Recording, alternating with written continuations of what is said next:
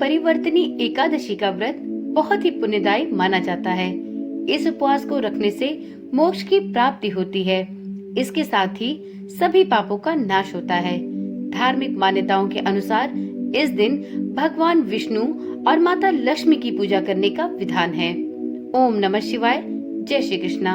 आप सभी का सनातन धर्मसार चैनल पर बहुत बहुत स्वागत है। मित्रों, पंचांग को देखते हुए परिवर्तनी एकादशी का यह व्रत 14 सितंबर को रखा जाएगा। प्रत्येक एकादशी का हिंदू धर्म में विशेष महत्व है। भाद्रपद माह के शुक्ल पक्ष की एकादशी तिथि को परिवर्तनी एकादशी के नाम से जाना जाता है। इस दिन भगवान विष्णु के वामन अवतार और भगवान गणेश की पूजा का विधान है। ऐसी मान्यता है कि इस व्रत के प्रभाव से सभी पापों का अंत हो जाता है। हिंदू पंचांग के अनुसार इस साल यह व्रत 14 सितंबर 2024 को रखा जाएगा। एकादशी का व्रत रखने वाले सभी साधकों को इस दिन परिवर्तनी एकादशी की व्रत कथा भी अवश्य सुननी चाहिए, क्योंकि यदि आप एकादशी का व्रत रखते हैं और इसकी पावन कथा का श्रवण नहीं करते तो आपका व्रत अधूरा ही रह जाता है। तो चलिए आज की वीडियो में हम परिवर्तनी एकादशी की बहुत ही पावन और पुण्य फलदायी व्रत कथा का श्रवण करते हैं। ओम नमो भगवते वासुदेवाय नमो नमः। एक बार श्री कृष्ण से युधिष्ठिर कहते हैं कि हे प्रभु, भाद्रपद शुक्ल एकादशी का क्या नाम है? इसकी विधि तथा इसकी महिमा कृपा करके मुझे बताएं। तब भगवान श्री कृष्ण ने कहा कि सभी पापों का नाश करने वाली उत्तम वामन एकादशी की महिमा मैं आपसे कहता हूँ। आप इसे ध्यान पूर्वक सुनिए। यह पद्म एकादशी, परिवर्तनी एकादशी या जल झुलनी एकादशी के नाम से जानी जाती है। इसका यज्ञ करने से वाजपेय यज्ञ का फल प्राप्त होता है। पापियों के पाप नाश करने वाली यह एकादशी बहुत ही पुण्य फलदायी है। इससे बढ़कर कोई और उपाय नहीं। जो मनुष्य इस एकादशी के दिन मेरी अर्थात वामन रूप की पूजा करता है, उससे तीनों लोग पूज्य होते हैं और उसे मोक्ष की प्राप्ति होती है।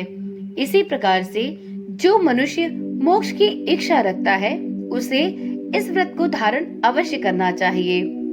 जो कमल नयन भगवान का कमल से पूजन करते हैं, वे अवश्य भगवान के समीप जाते हैं। जिसने भी भाद्रपद शुक्ल एकादशी को उपवास और पूजन किया है, उसने ब्रह्मा और विष्णु सहित तीनों लोगों का पूजन किया है। अतः हरिवासर अर्थात एकादशी का व्रत अवश्य करना चाहिए। इस दिन भगवान श्री हरि करवट लेते हैं, इसलिए इसको परिवर्तनी एकादशी के नाम से जाना जाता है। मुरलीधर के वचनों को सुनकर युधिष्ठिर जी बोले, हे भगवान, मुझे अति संदेह हो रहा है कि आप किस प्रकार सोते और करवट लेते हैं तथा किस प्रकार राजा बलि को बांधा और वामन रूप रखकर आपने क्या क्या लीलाएं की। चातुर्मास के व्रत की क्या विधि है तथा आपके शयन करने पर मनुष्य का क्या कर्तव्य बनता है, इसे आप कृपया करके मुझे विस्तार पूर्वक बताएं। तब श्री कृष्ण ने कहा कि हे राजन, अब आप सब पापों को नष्ट करने वाली इस पावन कथा का श्रवण करें। त्रेता युग में बलि नामक एक दैत्य था। वह मेरा परम भक्त था। विविध प्रकार के वेद सूक्तों से वह मेरा पूजन किया करता था और नित्य ही ब्राह्मणों का पूजन तथा यज्ञ के आयोजन भी करता रहता था। लेकिन इंद्र से द्वेष के कारण उसने इंद्रलोक तथा सभी देवताओं को जीत लिया। इस कारण सभी देवता एकत्र होकर सोच विचार कर भगवान विष्णु के पास गए। बृहस्पति सहित इंद्रादिक देवता प्रभु विष्णु के निकट जाकर और नतमस्तक होकर वेद मंत्रों द्वारा श्री हरि विष्णु का पूजन कर और उनकी स्तुति कर कर उनसे विनय करने लगे। तब श्री हरि विष्णु ने वामन रूप धारण करके 5वां अवतार लिया और फिर अत्यंत तेजस्वी रूप से राजा बलि को जीत लिया।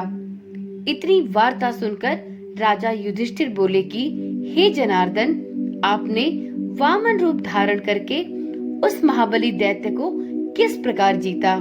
तब भगवान श्री कृष्ण कहते हैं कि मैंने बलि से 3 पग भूमि की याचना करते हुए यह कहा कि ये मुझको 3 लोक के समान प्रतीत होते हैं। हे राजन, ये 3 पग मेरे लिए 3 लोक के समान हैं। अतः आप मुझे दान स्वरूप यह 3 पग की भूमि अवश्य प्रदान करें।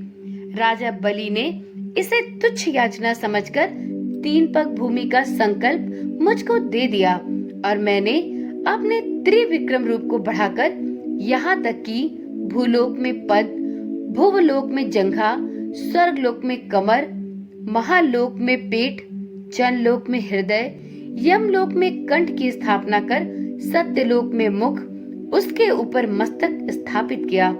सूर्य, चंद्रमा आदि सभी ग्रहगण, योग, नक्षत्र, इंद्रादिक देवता और शेष इत्यादि सभी नागगणों ने विविध प्रकार से वेद सूक्तों से प्रार्थना की।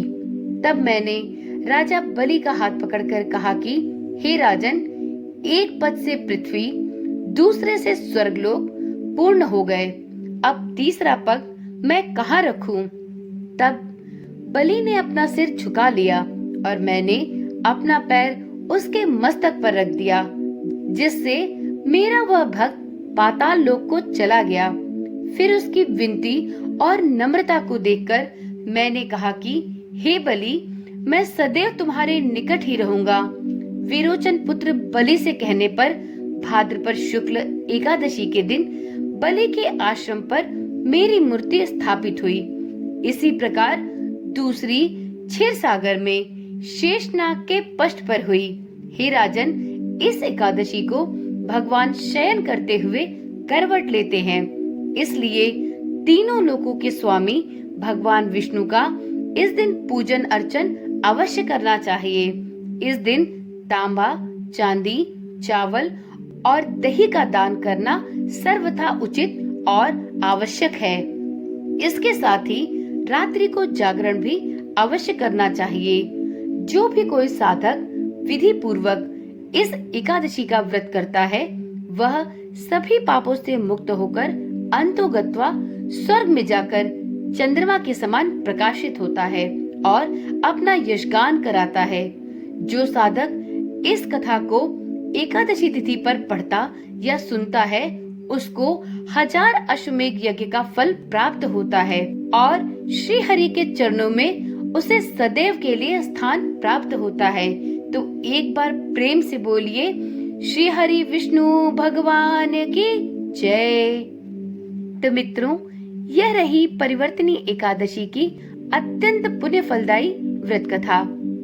इस कथा के माध्यम से भगवान श्री कृष्ण ने मनुष्य जाति को यह संदेश दिया है कि व्यक्ति को अपने बल, धन और वैभव पर कभी भी अहंकार नहीं करना चाहिए।